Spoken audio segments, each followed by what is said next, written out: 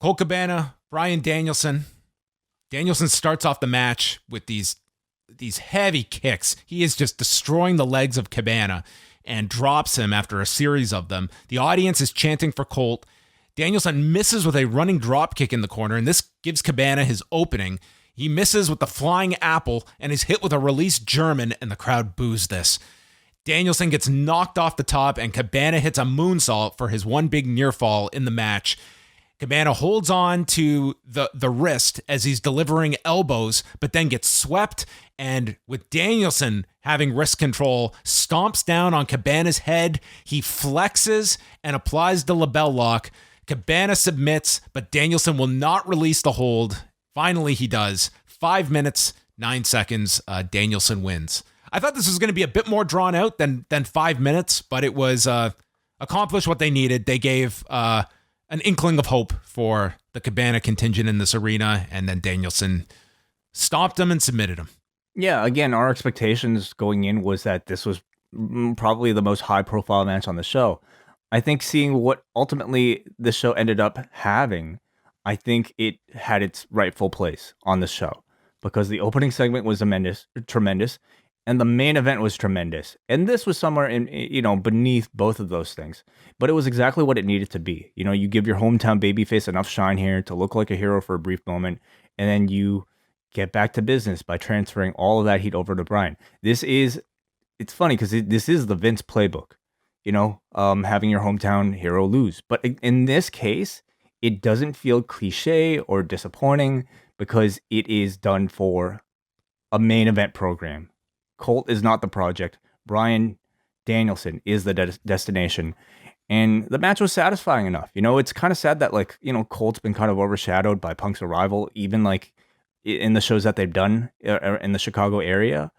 So it was nice to see him get this. And I thought Bryan played a fantastic dick throughout the match. Do you look back at everything? Do you see this as what they would have been doing with Jon Moxley if he had been if he didn't have to go away? I think it's very likely, yeah. I mean, in that tournament, the person they were putting the most character behind felt like it was Moxley. Now, unless it was Moxley losing the match and then having to transfer into some other program, that's always possible. But a heel Moxley continuing into this storyline, killing members of the Dark Order, I think would have made a lot of sense. Because they seemed to start with it where he was going through destroying Yuta, beating Orange Cassidy, beating these fan favorites, But it's almost more interesting seeing Bryan do it. I agree with you. Yeah, I agree with you. I don't know if this would have had the same. It's hard to say. I think Moxley would have been really fresh in this role too. Mm-hmm. But it's just the fact that it is Danielson, and it's not that far of a departure from Danielson. This has not been some rapid change to his character either, which is kind of the whole basis of this that he is bringing up. Yeah, absolutely. And we'll get a bit more character build in the next segment. Schiavone goes to the ring to speak with Danielson, who grabs the microphone and says, "When I debuted in Chicago, I got a much better response than this. Is it me or is it you? I have one word to describe it: fickle. And I'm not fickle." He said he would kick Cabana's head in, while I also kicked his teeth in. And it looks like we're in Atlanta next week, and there's several Dark Order members from Atlanta, so I would like to meet any of them. And all of this is going to lead to the ultimate head kicking against Hangman Paige. I like Bryan more in this role because it's just fun to see him try to transition to being a hated heel in all of these hometowns while still maintaining much of the character that he had come into this with. He has firmly transitioned to being a heel in these towns while still, I think, staying pretty true to the character that he was when he showed up here. This is like a breakup where he's broken up with us or is it we've broken up with him? Either way, we've broken up. Okay. But he's arguing we were never dating. It could be that too.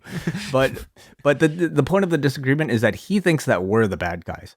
He's turning our disagreement into an issue of perspective where he still sees himself as the good guy who just now happens to be surrounded by bad people.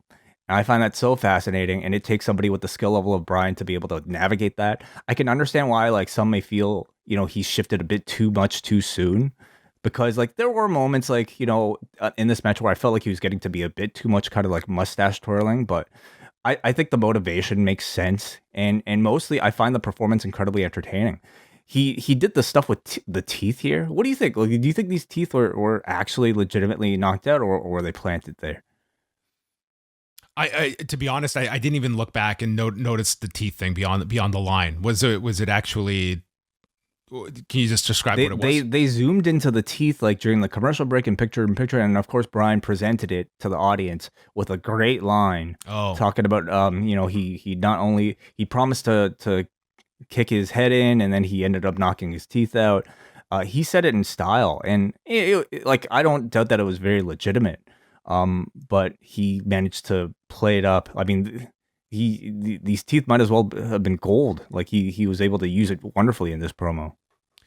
Well, as he mentions Hangman Page, Page comes out to a big reaction and says that this city and this building hold a special place in my heart, and maybe we should just have the title match right now. And Danielson, of course you'd say that right after I wrestled a match. That's not cowboy shit. That's coward shit.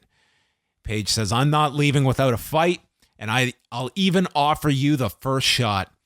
Danielson tells him not to insult him like that, slaps Page, and they go at it with strikes. And as Page sets up for the buckshot lariat, Danielson rolls out, and this audience was just livid at Danielson. I love this.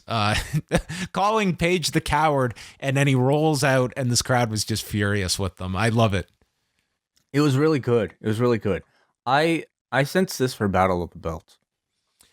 I could certainly see it as well for January the 8th. I think it's very interesting. Like I look at it, and it's just the timing of it all. Like I don't know if like the TBS start should maybe be the bigger priority, but they also have these specials that I just having them so close together. I mean, obviously I'm sure they have a plan for what they're going to do within that span, but that's 3 shows in 4 nights. Yeah, it is a lot, but thankfully like they have a lot of really hot programs right now. Like last week, I think we're all really buzzing off of like Paige and Bryan and, the great job that they did. But this week, it's all about MJF and Punk. So they've got like 2 really hot programs for them to spread out. So this was a great segment, especially the post-match stuff with Danielson and Page. And this one, I have no concern about them holding it off for a while. I think they can really let this one breathe. And you've got Atlanta next week, Long Island after that for either Silver or Reynolds. And then I guess you go into like the hard push for the Page match when you have a date for it.